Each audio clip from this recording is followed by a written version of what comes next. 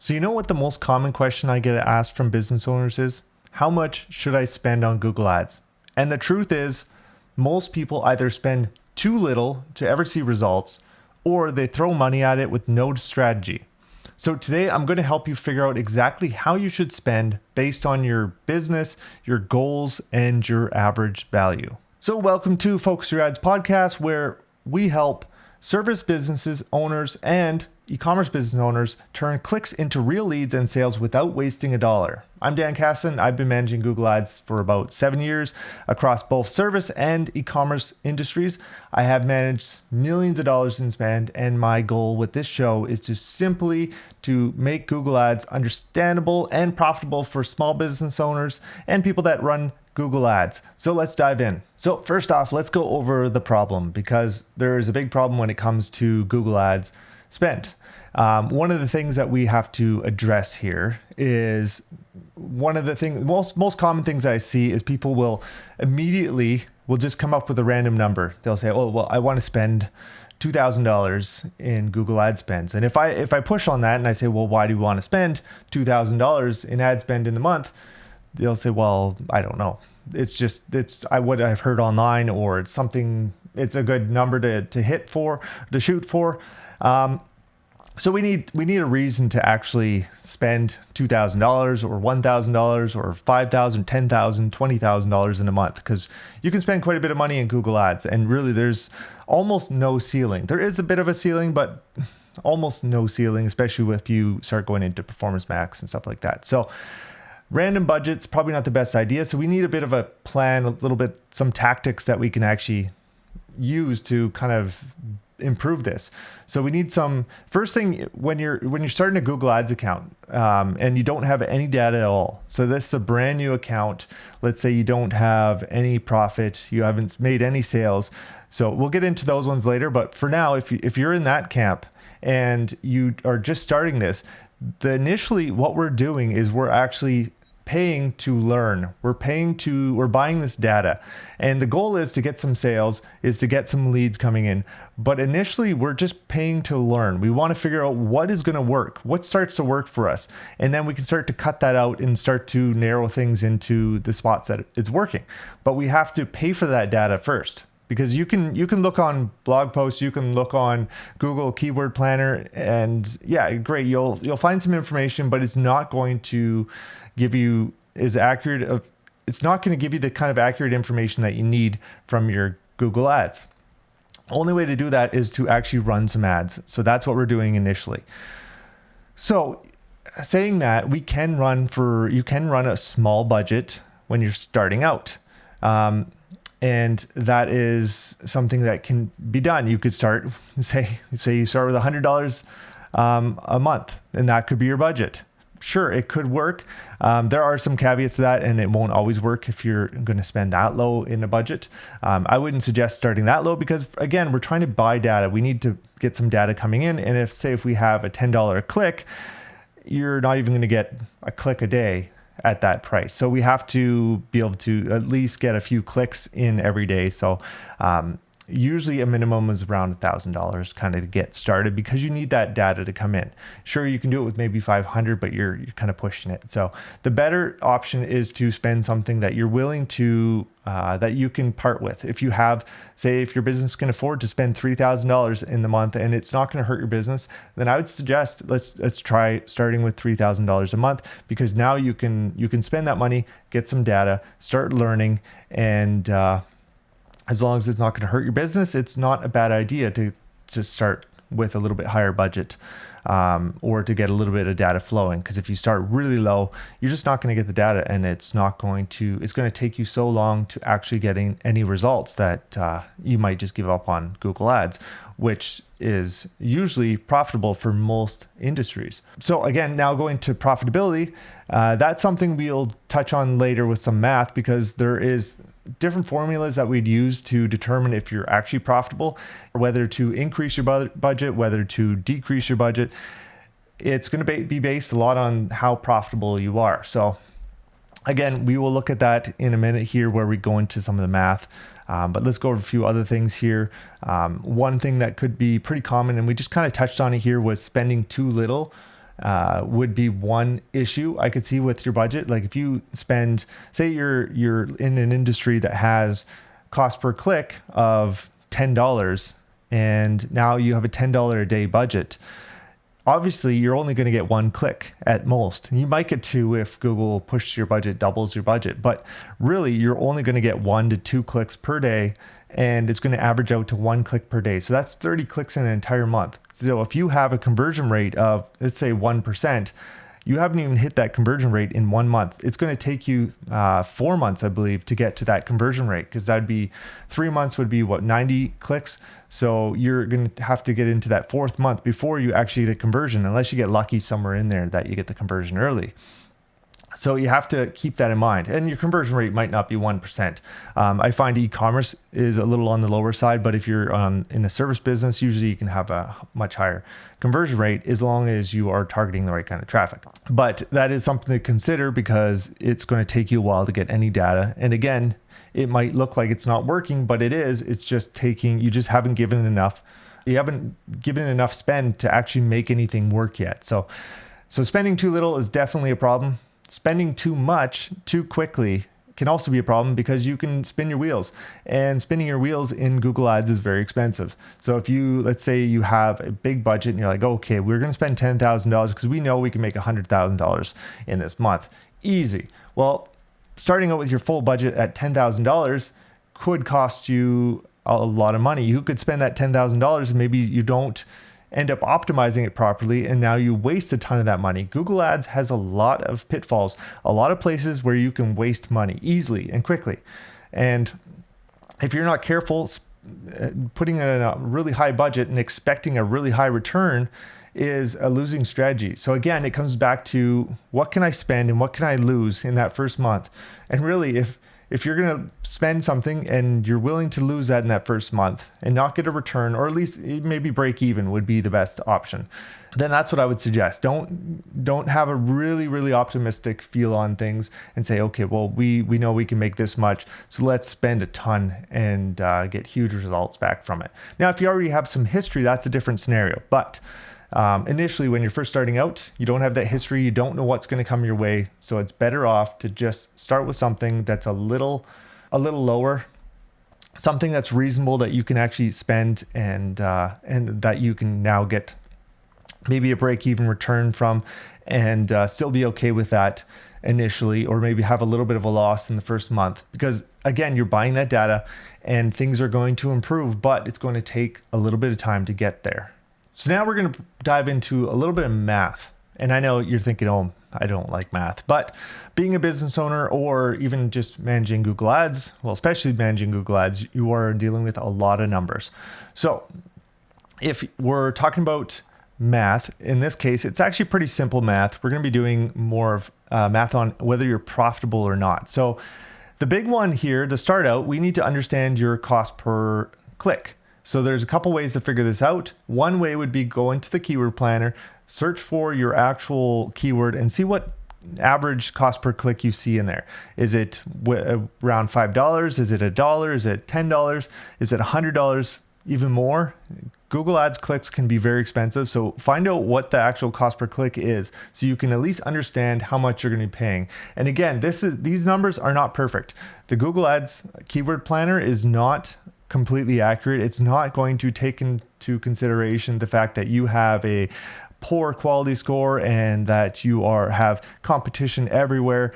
It's going to take a little bit of that, but it's not going to consider the quality score. It's not going to consider what the person's searching, what kind of bidding strategy you're using, what your bids are. There's so many factors. So initially you just kind of want to get an average, but just don't take it as, yes, I'm going to spend $8 cost per click. That's what it says. That's what I'll spend, because that's not always the case. And you might get in there, put $8 on your bid, and your ads do absolutely nothing. So you have to increase it now to $10, $12, $20. And that might just be the way it is. You have to, you won't really know the actual numbers until you get started and actually start running things. So that is one thing here. So know your cost per click, because that's going to be a big factor here. And then also you want to look at your closing rate. So if you've been running your business for a while, even if you're not running Google Ads, you probably understand how often you can close these leads.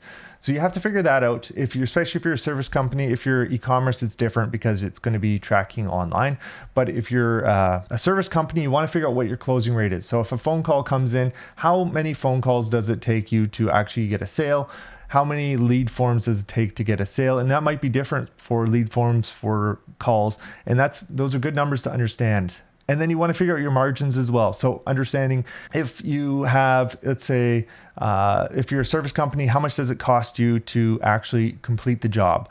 What is your average margins for each job? Understanding that is going to be important for this next bit of math, because you need to know that. You need to know that, it's a $1,000 job and it costs me $500 to complete this job. So that leaves me with $500 and we have a nice 50% margin.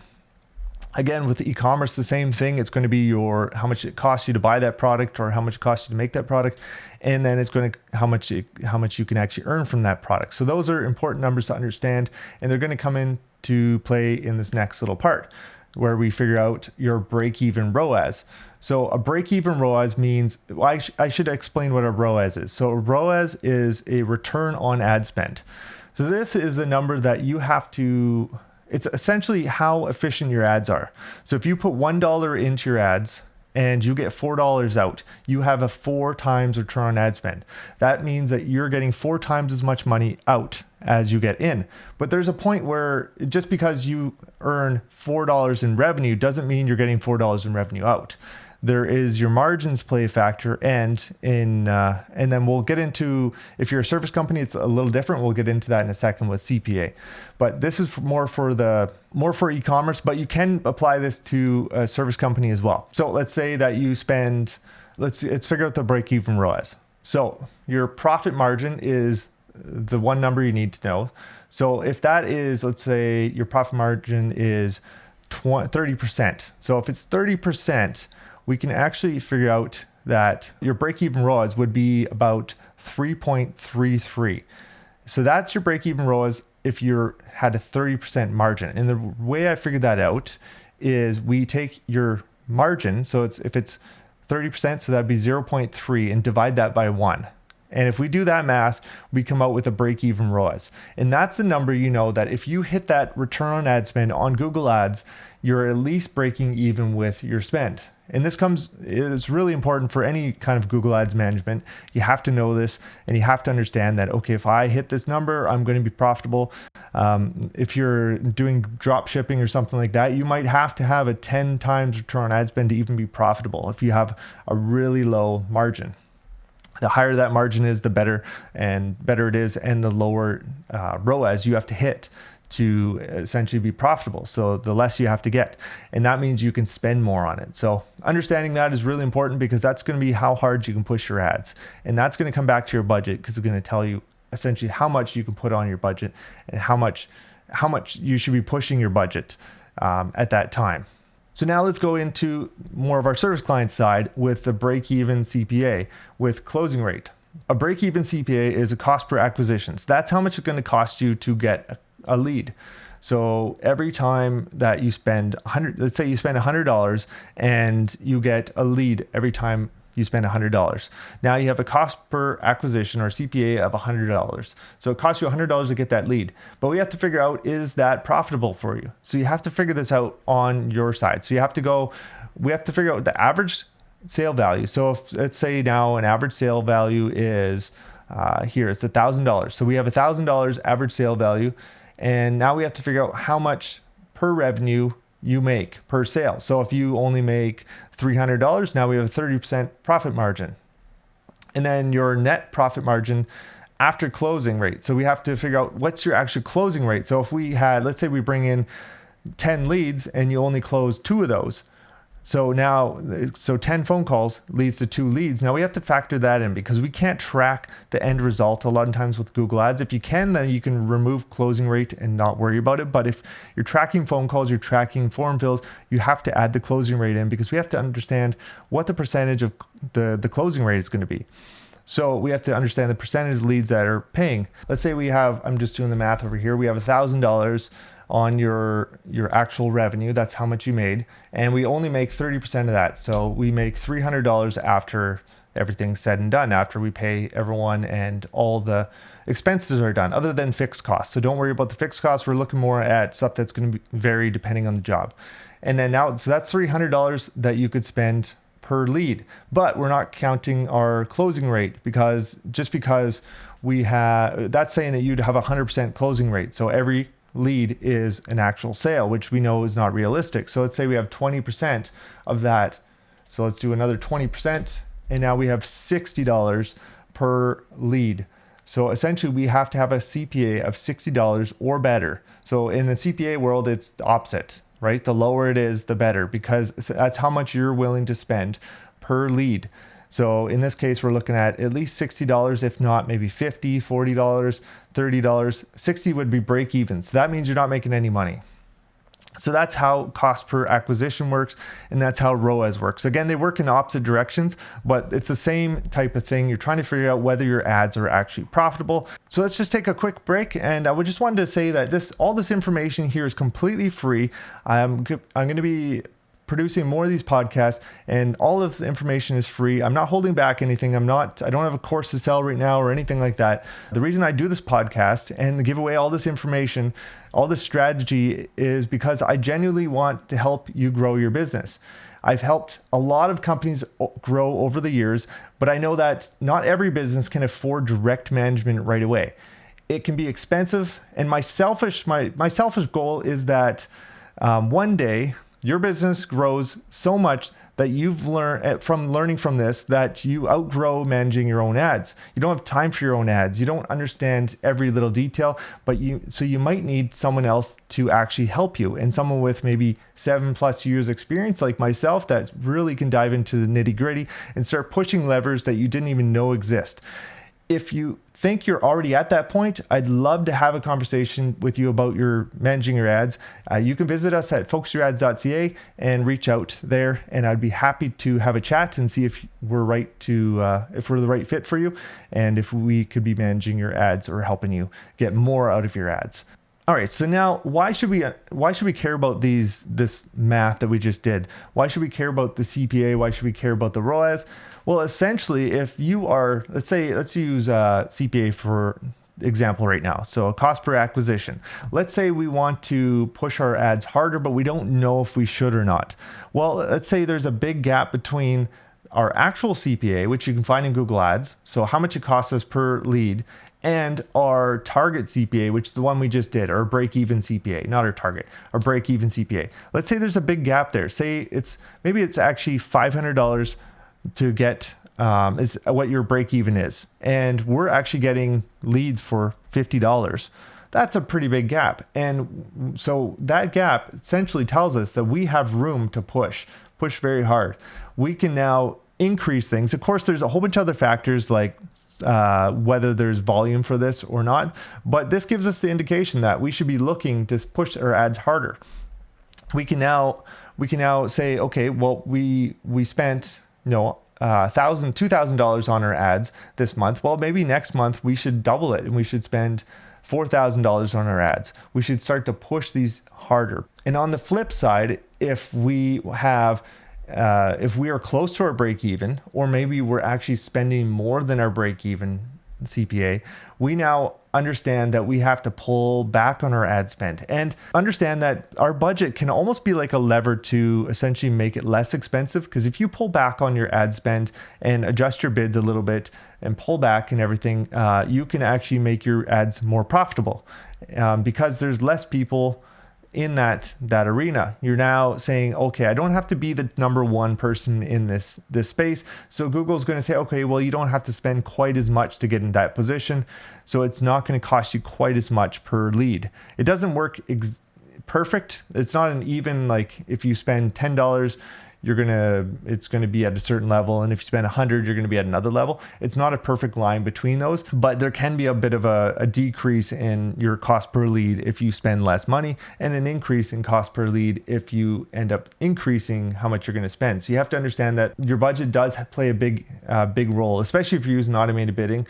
It does play a big role on how much you're going to spend per lead when you scale up or when you scale down. So it does help you to be more profitable, and you're essentially to adjust your spend so you can stay away from that break even number.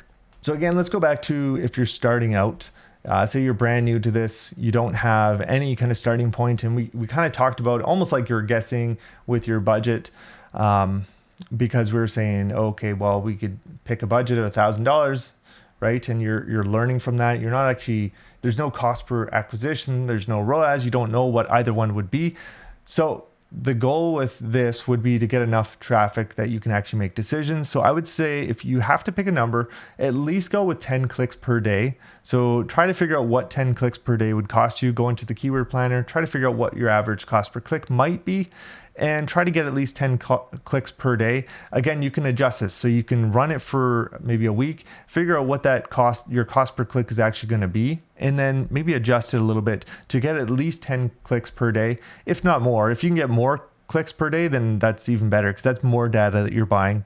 The faster you'll get, things will happen faster. Essentially, the more budget you put on this, the faster you learn. And that's why it can sometimes be a problem. If you have too much budget, you can't learn fast enough, and you're going to spin your wheels. It's like pushing the gas pedal on the car all the way down. Your tires will spin, and yeah, you're eventually going to take off and you're going to go fast. But at this point, you're now just spinning and wasting gas. So you want to start out a little slower, but you have to give it enough that you're actually going to move forward. So that's what I would say. When you're first starting out, is set it at something you can afford to lose for that first month at least, or at least you're comfortable with breaking even or losing. And that way you're not going to end up putting your business in a bad position. So to recap on things, know your CPCs. So you want to understand how much it's going to cost. Cost per click is what CPC is. So understand that number. You want to know that. You want to know your cost per lead. You want to know your break-even ROAS. You want to know your break-even CPA if you're a service client, ROAS if you're a e-commerce client, or some service clients can do the break-even ROAS as well. And then you want to understand how that's going to affect your goals. Do you want to spend more because you have a bigger gap between your break-even ROAS and your actual ROAS, or your break-even CPA and your actual CPA? Or do you have to now start to pull back on your spend because you're spending too much and it's not profitable? So you have to scale when it's profitable, and when you have that gap, that's when you want to start scaling. If you're not profitable, there's other ways you can deal with it as well. Like you have to look into different ways of improving your ads. Like that's when there's a whole another section of things that we're not even going to get into right now. But if you're not profitable and you can't hit that break-even ROAS, one way would just be to pull back that budget a bit, but there's going to be other things you can do, such as fixing your ads, fixing your targeting, adding some remarketing, there's a lot you can do. So we're just scratching the surface on this, but one thing you can do almost immediately is just pull back a bit on your budget and see if that helps with your cost per lead. And that would come with probably lowering your cost per click as well a little bit, just because you won't need as high a cost per click if you're going to pull back on your budget a bit. And that can be done in automated bidding or in manual bidding. Automated, you can't necessarily just pull back the bids, but you can adjust your CPA targets or your ROAS targets if you're doing that. So before you go, if you found this episode helpful, I'd love it if you would take a second to follow or subscribe wherever you're listening. And if you're on Apple Podcasts or Spotify, leave a quick review. This helps the show reach more business owners. It only takes a moment, but it means a lot to me. Thanks for listening to the Focus Your Ads podcast, and I will see you in the next one.